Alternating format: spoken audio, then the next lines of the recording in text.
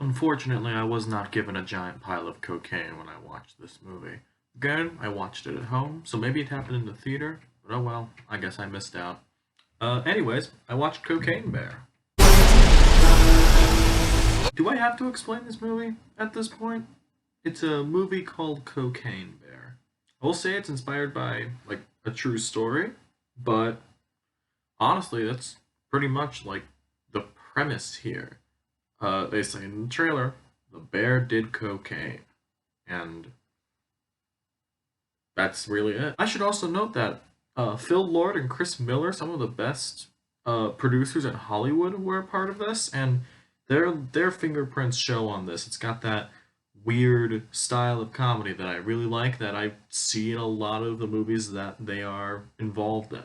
Also, I have to note that Universal has been on a pretty good streak of movies recently. Megan came out earlier this year. I recently rewatched Knock at the Cabin. I'm gonna do a video on that very soon. Of course, they just had Cocaine Bear. Coming out, they have the Mario movie, and they've got Renfield with Nicholas Hoult and Nick Cage.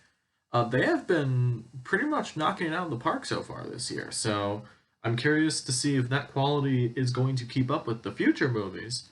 But I'm saying that the quality is keeping up with Cocaine Bear. The story here is surprisingly more complex than I thought it would be. There's a lot of like other characters. There are a lot of characters in this that's gonna intersect, and they all like have a bunch of plot lines that they're gonna come together. And I didn't really expect that from a movie called Cocaine Bear, and I really enjoyed that, if I'm being honest. It's also really wholesome. Just like if you take out all the language, the the violence, and later on gore, and the the drugs, this would actually be a pretty nice family movie. Yeah, I just don't really have like a lot to say about this movie. I think the acting is all right. I liked seeing Alden Ehrenreich, I think that's his name, do a bit of a bounce back after the Han Solo movie, and he was probably my favorite actor in this movie. I also liked Margo Martindale and O'Shea Jackson Jr.'s characters. I liked their characters a lot. And of course, this was Ray Liotta's final role before he passed away. And it's very funny to see him in this kind of role for his last movie. Honestly, it could have been something that Bruce Campbell played.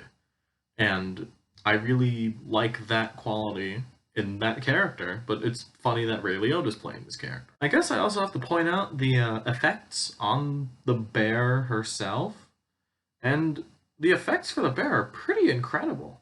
Like for a movie that had maybe, I think it was a 30 million dollar budget, the effects in this are pretty great. It's a very funny movie as well, and they lean into more physical comedy a little bit into the movie.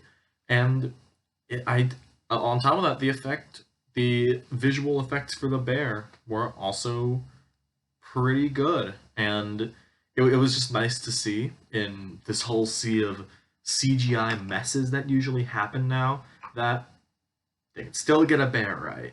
My God, this is gonna be a short video. Cocaine Bear is honestly pretty fun. I had a lot of fun with this. There's not much else to say about it. It is a movie called Cocaine Bear. The experience would have been heightened if, again, I got a little bit of cocaine to watch this with.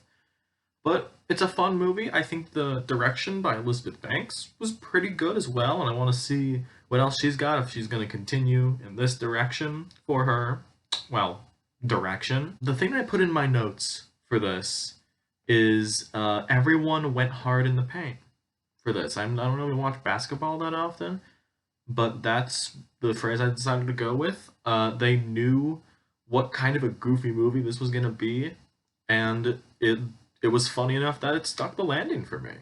Probably a little more than I had thought it would, since I watched it at home rather than the theater. But it's like a crisp 90 minutes, enough where I'm probably gonna give Cocaine Bear an 8 out of 10. That's pretty much my thoughts on Cocaine Bear. I don't really have many thoughts about it. I guess my question for you guys is, what's your favorite killer animal movie? You got Anaconda, of course. You got Sharknado.